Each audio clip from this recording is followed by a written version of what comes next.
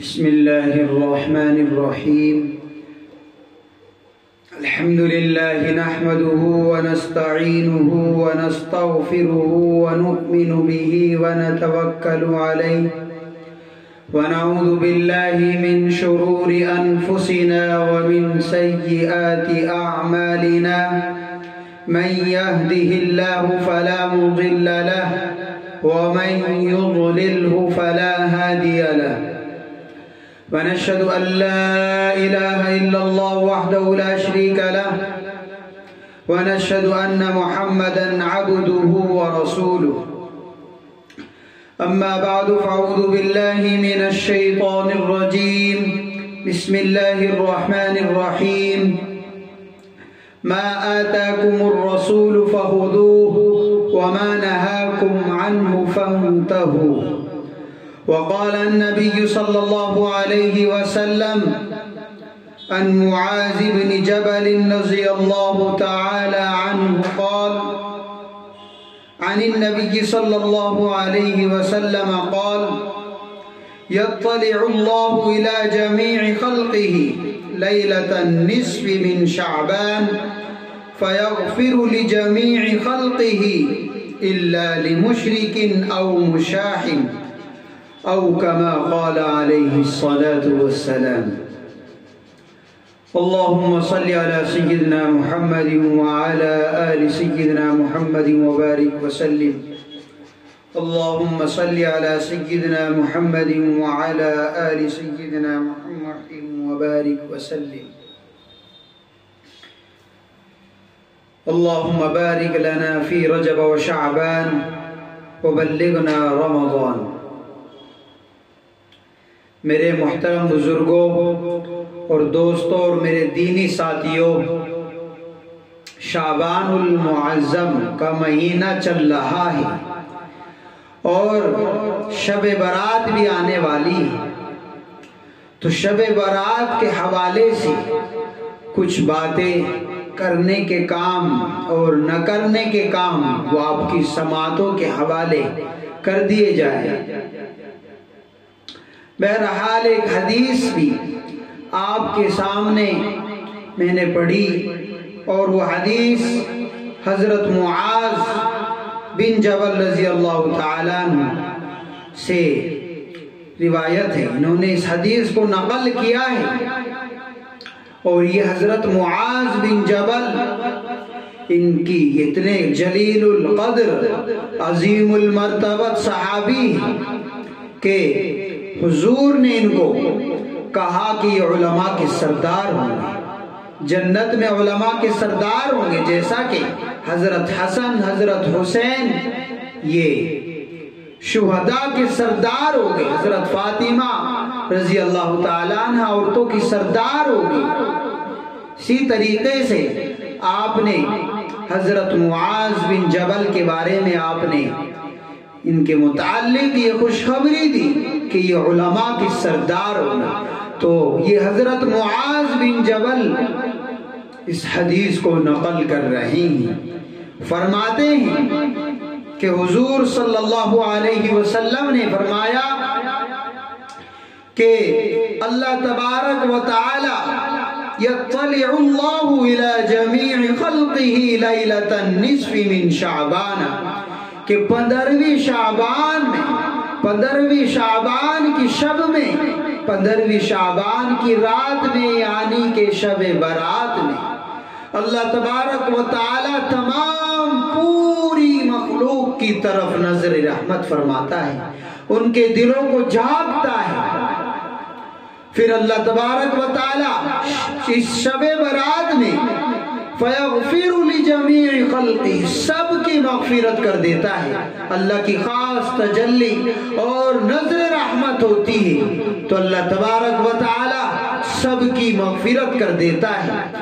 إِلَّا لِمُشْرِكٍ أَوْ مُشَاحٍ لیکن دو شخصوں کی، دو طرح کے لوگوں کی اللہ بخشش اور ان کی مغفرت نہیں کرتا.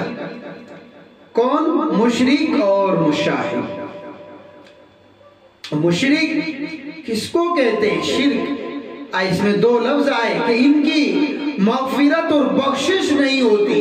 اللہ تبارک و تعالی ساری انسانیت بلکہ ساری مخلوق کی مغفرت فرما دیتا ہے جب ان کے دلوں کو جھانکتا ہے، ان کی طرف نظر رحمت فرماتا ہے، سب کی مغفرت فرماتا ہے۔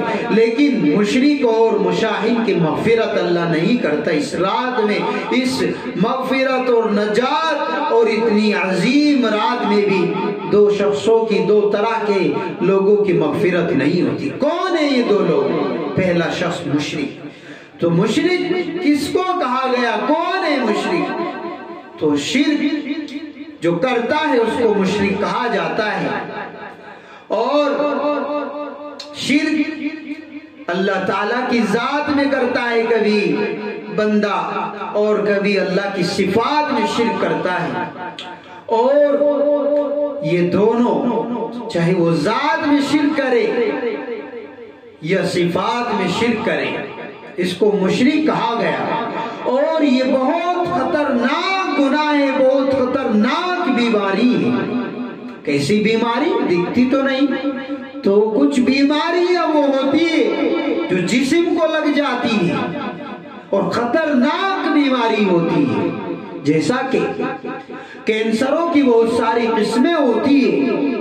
ان میں بعض کینسر اس طرح کے ہوتے ہیں اور بعض بیماری کینسر کی ایسی ہوتی ہے کہ اگر وہ لگ جائے، اللہ ہم سب کی حفاظت فرمائے، پھر ڈاکٹر حضرات بھی جواب دیتے کہ اس کا علاج تو ممکن نہیں، اس کا علاج نہیں ہو سکتا۔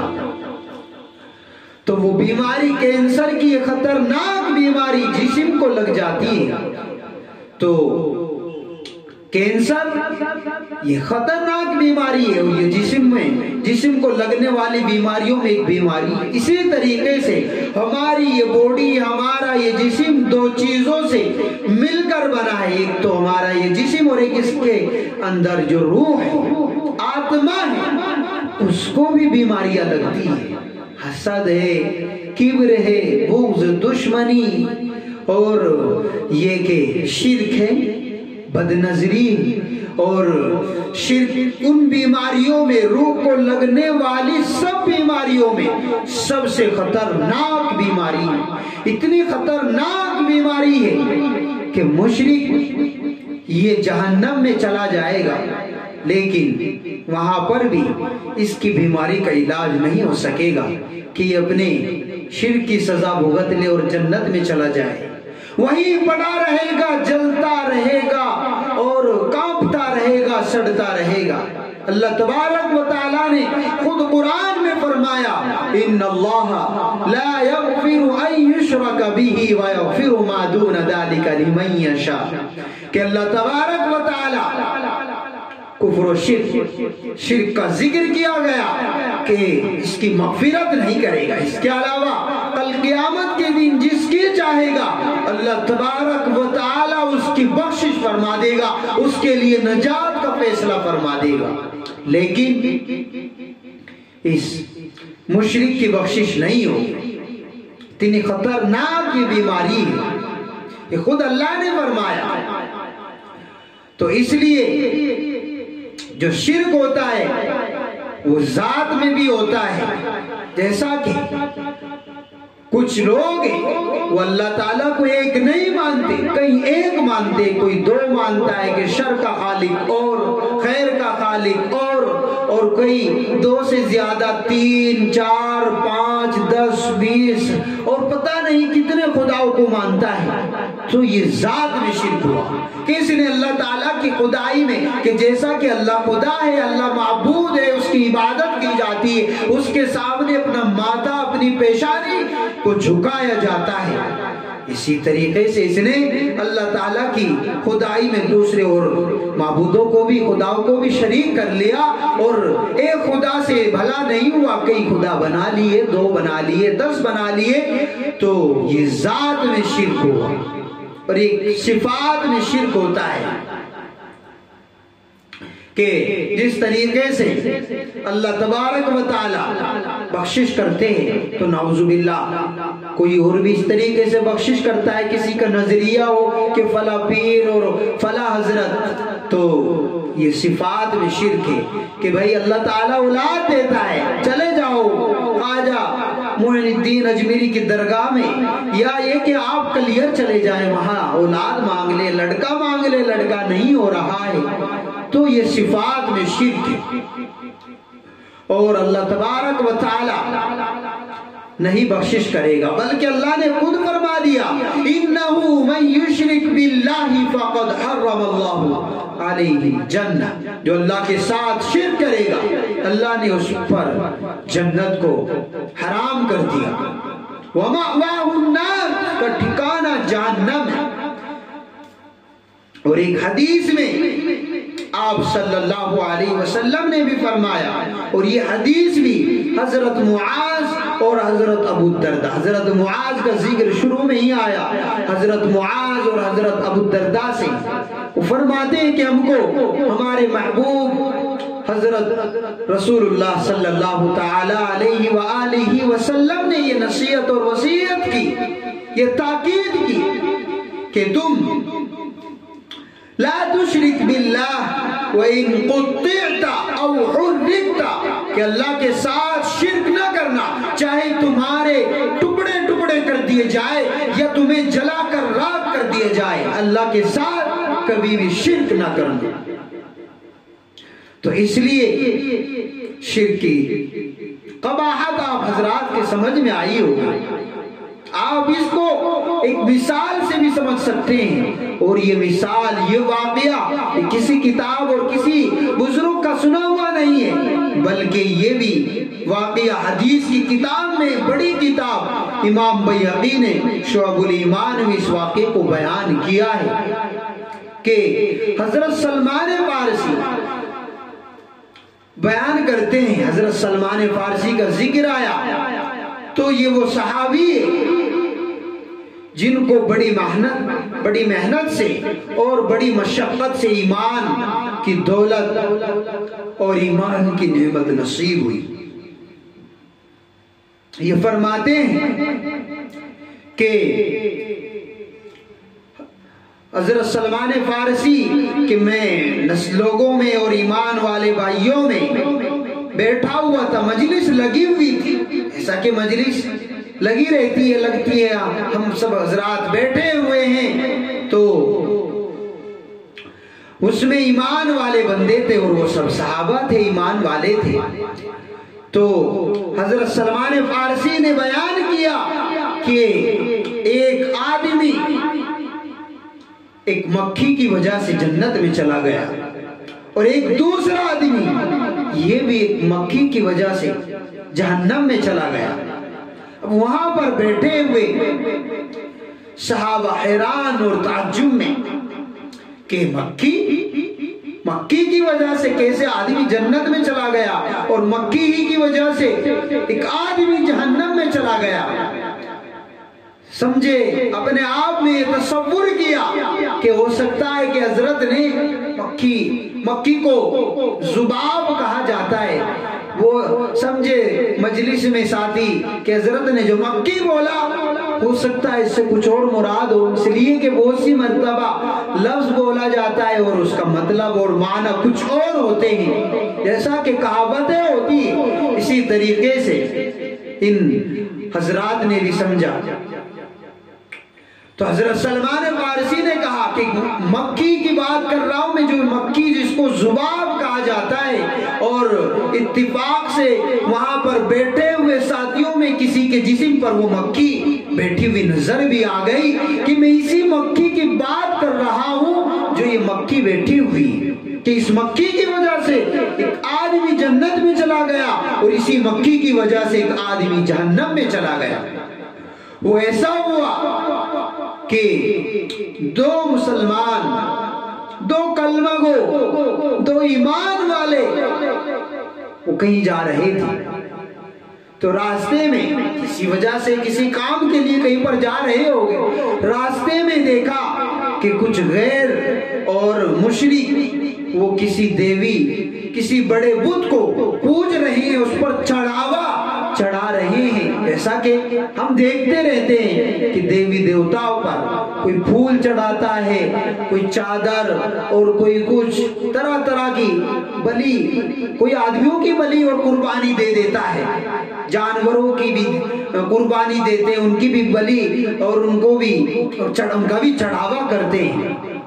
تو اسی طریقے سے یہ دو مسلمان چلے جا رہے تھے، دیکھا کہ مشرک یہ جگہ جمع ہے، کافی تعداد میں ہیں، اور یہ اپنے بڑے بت پر، اپنی دیوی پر، اس پر چڑھاوا چڑھا رہے ہیں۔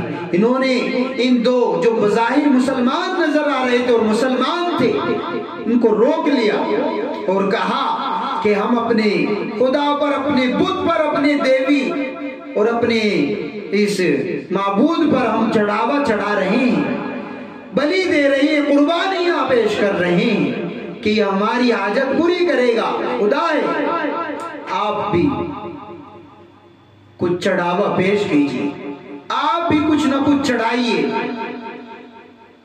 تو ان حضرات نے کہا لا نشرک باللہ شیئا، خدا کی قسم ہم اللہ کے ساتھ کسی کو شریک نہیں کریں گے۔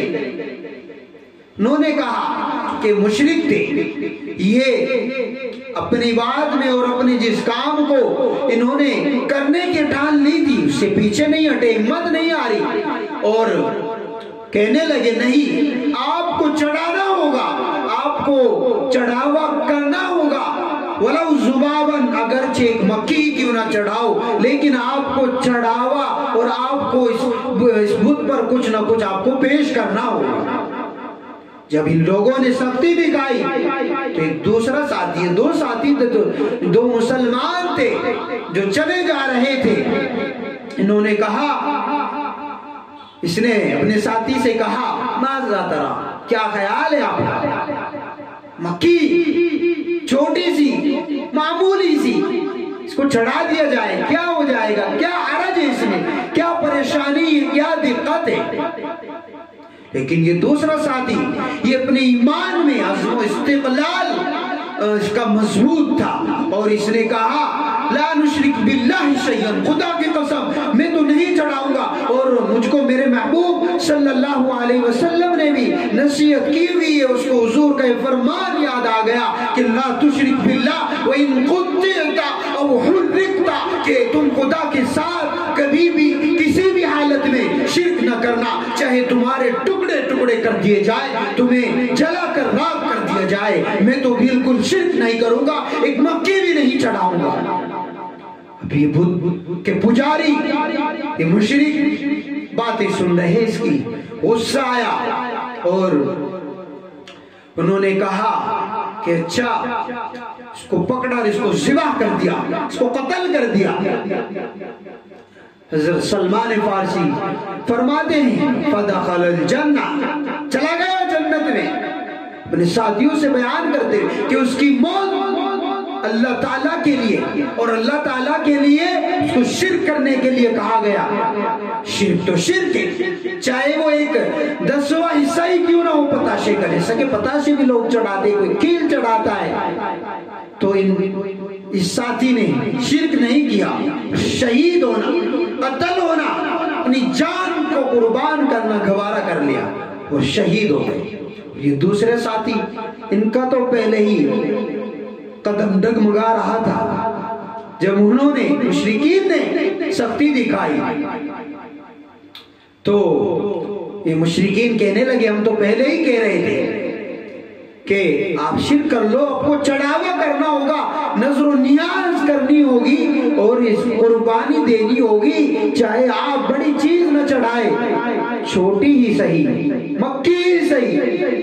تو اس کے بعد یہ ڈگمگایا گیا، اس کے قلب و جگر ڈھیلے پڑ گئے، اور اس نے مکھی اس کے جسم پہ بیٹھی ہوئی تھی، مارا اس مکھی کو، اور اس مکھی کو چڑھا دیا، اس کے نظر و نیاز کر دی مکھی کی۔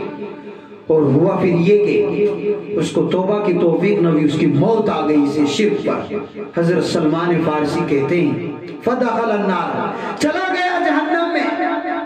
اسی لیے میرے محترم بزرگ اور دوستو، میں یہ واقعہ اس وجہ سے حضرات کے گوشت آپ کی سماعتوں کے حوالے کر رہا ہوں، آپ کو بتا رہا ہوں کہ ملک کے حالات اس طریقے کے ہیں۔ اس لیے میرے بزرگوں، میرے نوجوانوں اور میرے پیارے معصوم بچوں اور میری ماں بہنوں، تم سے بھی کہا جائے گا کہ شرک کرو، ذات میں شرک کرو، صفات میں شرک کرو، کچھ نہ کچھ چاہے اپنا ماتھا ہی جھکاؤ، لیکن آپ کو شرک کرنا ہوگا۔ ملک کی حالات، ملک کی کنڈیشن دن بہ دن خراب ہوتی جا رہی ہے اور ہمیں شرک کی طرف دھکیلا جا رہا ہے، اور ہم شرک کی ایسی قسمیں آ رہی ہے، ایسے طریقے کہ ہم ان کو سمجھ بھی نہیں پا رہے ہیں۔ آپ نے سنا کہ شرک کی وجہ سے چھوٹا سا شرک کیا، لیکن بہرحال شرک تو شرک ہے۔ اللہ تعالیٰ نے اعلان کر رکھا ہے وَمَن يُشْرِكْ بِاللَّهِ فَقَدْ حَرَّمَ اللَّهُ عَلَيْهِ الْجَنَّةَ، جو اللہ تعالیٰ کے ساتھ شرک کرے گا اللہ تبارک و تعالیٰ اس کی مغفرت نہیں کرے گا، اس کے لیے جہنم اسی کا ٹھکانہ ہے، جنت اللہ نے اس پر حرام کر دی۔ تو اس لیے اس میں دو لفظ آئے کہ اللہ تعالیٰ ہر کسی کی بخشش کر دیتا ہے، لیکن اس شب برات میں مشرک کی اور مشاہین کی، تو مشرک ایک تو ذات میں ہو، چاہے آدمی شرک کرے یا صفات میں شرک کرے، اور ایک پھر شرک کی ایک قسم یہ بھی کہ شرک جلی، جو کلم کلا شرک کو پتہ لگ جاتا ہو، چاہے وہ ذات میں کر رہا ہو یا صفات میں کر رہا ہو، وہ شرک نظر آتا ہو یا دکھتا ہو، اس کو شرک جلی کہا گیا۔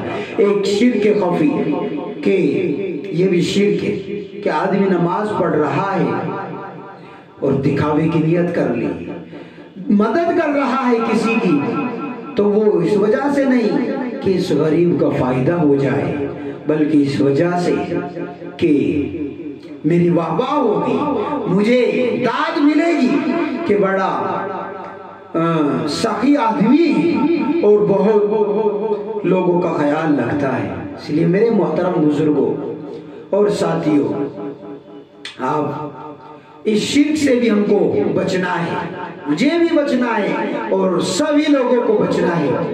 اللہ تبارک و تعالیٰ میں شرک جلی سے بھی، شرک خفی سے بھی بچائے۔ تو اس رات میں تو اگر ہم نے کوئی سی بھی قسم کے اب تک ہم شرک کے مرتکب ہوئے، شرک کا شکار ہوئے، توبہ کرنی ہے، ورنہ تو اس شب برات میں جس میں اللہ تبارک و تعالیٰ پوری مخلوق کی طرف نظر رحمت فرماتا ہے، سب کی بخشش ہوتی ہے، لیکن مشرک کی بخشش نہیں ہوتی۔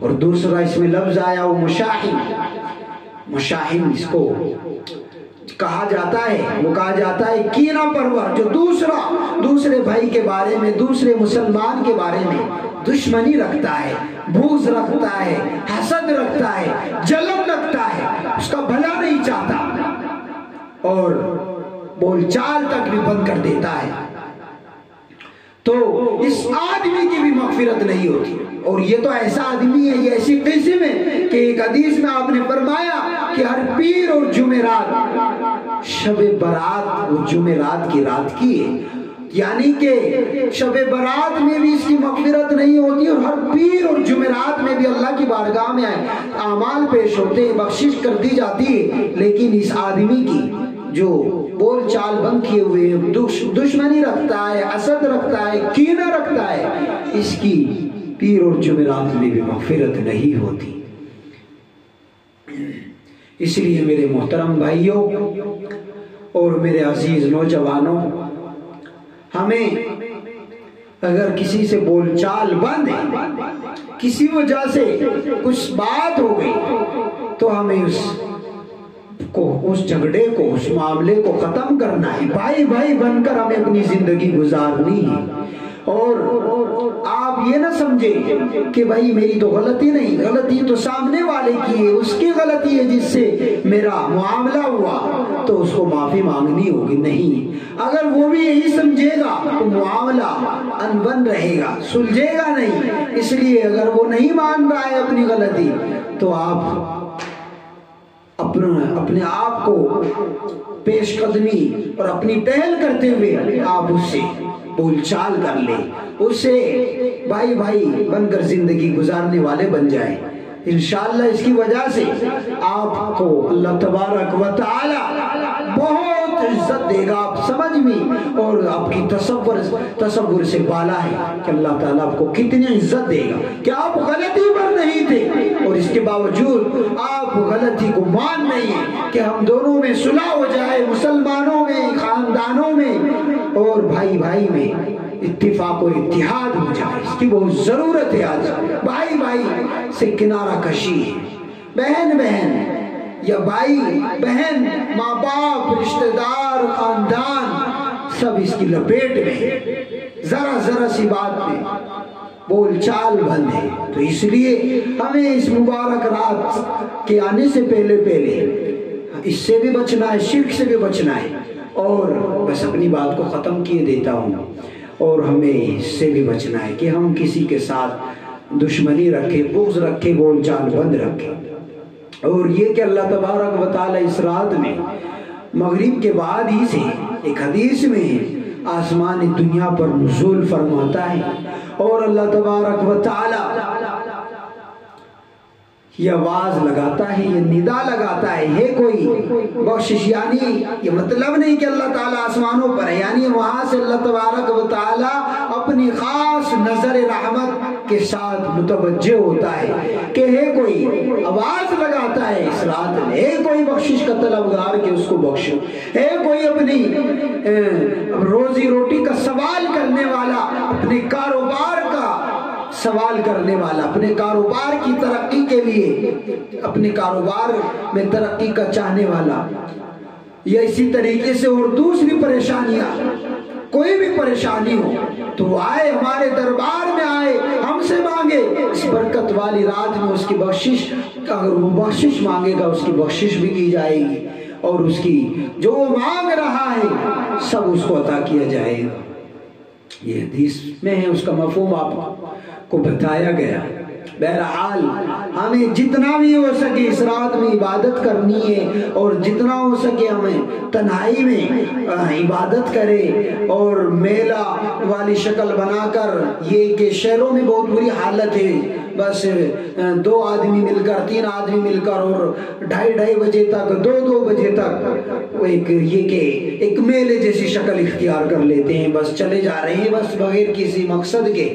تو اس سے بھی ہمیں اعتراض کرنا ہے۔ حضرت شیخ الاسلام مفتی تقی عثمانی دامت برکاتہم العالیہ فرماتے ہیں کہ جتنا بھی ہو سکے آدمی عبادت کرے، اور آدمی تنہائی میں جتنا بھی ہو سکے، چونکہ یہ ایسا ہی ہے کہ اللہ کی طرف سے ایک دربار تو عام لگتا ہے، ایسا کہ جمعے میں، نماز میں عام دربار ہے، سب کو آنا ہے، نماز پڑھنی، ایک خاص دربار لگتا ہے، اور وہ تنہائی کا دربار ہے۔ تو اس میں آدمی تنہائی میں عبادت کرنے کا الگ ہی مزہ ہے کہ کوئی دیکھنے والا نہیں ہوتا، بندہ ہوتا ہے اور بندے کا رب ہوتا ہے۔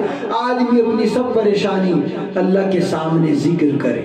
تو جتنا ہو سکے آدمی نشاط کے ساتھ پوری رات، بعض لوگ اس میں پوری رات عبادت کرنا ضروری سمجھتے ہیں، ایسا نہیں۔ جتنا آپ نشاط کے ساتھ 1 گھنٹہ 2 گھنٹہ عبادت کر سکتے ہیں اتنا آپ کر لیں، اس کے بعد آپ حضرات سو جائے، نماز عشاء کی بھی جماعت کے ساتھ پڑھیں، اور یہ کہ آپ فجر کی نماز بھی آپ جماعت کے ساتھ پڑھیں۔ پھر اگلے دن روزے کا مسئلہ آتا ہے تو آپ اس کے بارے میں بھی فضیلت ہے، اور آپ اس نیت سے بھی رکھ سکتے ہیں اس کا روزہ 15 شعبان کا، کہ حضور صلی اللہ علیہ وسلم ایام 20 یعنی ہر ماہ کی 13ویں 14ویں اور 15ویں تاریخ کا روزہ رکھا کرتے تھے۔ اور ان روزوں کی فضیلت یہ ہے کہ حضور صلی اللہ علیہ وسلم نے فرمایا کہ پیر اور جمعرات کے روزوں کی فضیلت تو یہ ہے کہ اس میں اعمال پیش ہوتے ہیں، اور ایام 20 کے روزوں کی فضیلت یہ ہے کہ اللہ تبارک و تعالیٰ پورے سال کے روزوں کا ثواب دیتے ہیں۔ 3 تاریخ میں آپ روزہ رکھ لیں، اللہ تعالیٰ آپ کو اس طریقے سے ثواب سے نوازیں گے۔ اور ہر پیر اور جمعرات کا بھی آپ روزہ رکھتے تھے تو اس وجہ سے آپ رکھتے تھے کہ اس میں اعمال پیش ہوتے ہیں، اور حضور کی خواہش یہ تھی کہ میرے اعمال اللہ کی بارگاہ میں اس حالت میں پیش ہو کہ میں روزے سے ہوں، اللہ کی رحمت اور نظر خاص اور زیادہ مجھ پر پڑے۔ بہرحال حلوہ اور پٹاخے بازی، آتش بازی اور یہ کہ دھوم دھام اور روشنی کرنا، یہ بھی کسی طریقے سے درست نہیں ہے۔ بس اللہ تبارک و تعالی ان سب باتوں پر اس گنہگار کو بھی اور آپ سب حضرات کو اور سبھی سننے والوں کو عمل کی توفیق مرحمت فرمائے۔ اللہ تبارک و تعالی اس رات کی فضیلت حاصل کرنے کی توفیق عطا فرمائے، اور اللہ اس میں بخشش کریں گے، خدا کرے کہ اللہ تعالی ہمیں بھی بخشش کیے ہوئے بندوں میں شامل فرمائے، ہماری دنیا بھی اچھی فرمائے، ہماری آخرت بھی اچھی فرمائے۔ اللہ تبارک و تعالی ہمیں ہر طرح کی فساد، ہر طرح کے بگاڑ سے اللہ ہماری حفاظت فرمائے۔ مختصر سی دعا کر لیتے ہیں۔ الحمدللہ رب العالمین، اللہم صلی علی سیدنا محمد وعلی آل سیدنا محمد وبارک وسلم۔ ربنا آتنا فی الدنیا حسنۃ وفی الآخرۃ حسنۃ وقنا عذاب النار۔ اے کریم پروردگار ہم سب کے گناہوں کو معاف فرما یا اللہ۔ اے کریم آقا جو باتیں سنی گئی ان سب باتوں کو عمل کی توفیق عطا فرما، ہر طرح کی برائی سے یا اللہ شہرت ریاکاری سے ہماری حفاظت فرما۔ اے کریم آقا یا اللہ ہماری بخشش فرما یا اللہ، ہماری دنیا بھی اچھی بنا، ہماری آخرت بھی اچھی بنا۔ اے کریم پروردگار یا اللہ ہمیں ہر طرح کی یا اللہ بھلائی عطا فرما، اور ہر طرح کی برائی سے ہماری حفاظت فرما، فتنوں سے حفاظت فرما، ایمان پر خاتمہ فرما۔ اے کریم پروردگار یا اللہ ہماری بخشش فرما۔ اے کریم پروردگار ہمیں ایمان پر موت عطا فرما، کلمے کی موت عطا فرما یا اللہ۔ جن جن حضرات نے دعاؤں کے لیے کہا یا جن حضرات دعاؤں کے طلبگار ہیں، سب کی دعاؤں کو قبول فرما۔ جن کے دلوں میں جو بھی جائز تمنا ہے، سب کی دعاؤں کو قبول و منظور فرما یا اللہ۔ ہماری سب روحانی جسمانی بیماریوں کو دور فرما، آئندہ حفاظت فرما۔ ربنا تقبل منا انك انت السميع العليم وتب علينا انك انت التواب الرحيم، وصلى الله تعالى على خير خلق محمد وعلى آله واصحابه اجمعين برحمتك يا